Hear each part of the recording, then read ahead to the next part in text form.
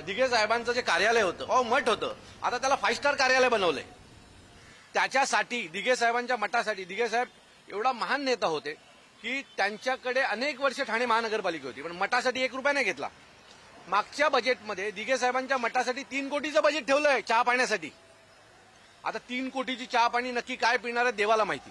पण मागच्या बजेटमध्ये दिघे साहेबांच्या मठासाठी जो माणूस गोरगरिबांसाठी काम करायचा, ज्याचं मठ एका झोपडीसारखं होतं, त्याचं मठ 5 स्टार बनवलं आणि त्या 3 कोटीचं महानगरपालिकेचा जे दिघे साहेब नेहमी भ्रष्टाचारावर बोलायचे, त्यांच्याच मठामध्ये आता भ्रष्टाचार चाललाय चहा पाणीच्या नावावर.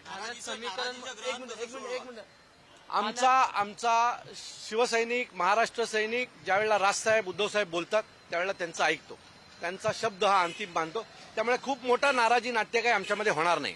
आमच्याकडे इच्छुकांची संख्या खूप मोठी आहे, पण ज्यावेळेला आम्ही त्यांना पटवून सांगतोय की कशाची काळाची गरज काय, त्यावेळेला तो थोडासा डोळ्यात पाणी आणतो. पण पुन्हा दुसऱ्या दिवशी कामाला लागेल एवढी आम्हाला खात्री आहे. शिवसेनेचं मनोमिलन झालंय, पण राष्ट्रवादी मनसे आणि शिवसेनेचं मनोमिलन झालंय का एकत्रच राहणार? आमच्या सगळ्यांचं मनोमिलन, घट्टमिलन, जेवण सगळं झालेलं आहे. त्यामुळे तुम्ही काही काळजी करू नका. आम्ही तिघही जण एकदम आनंदी आहोत, सुखी आहोत आणि पुढचा संसारही नीट करू. धन्यवाद.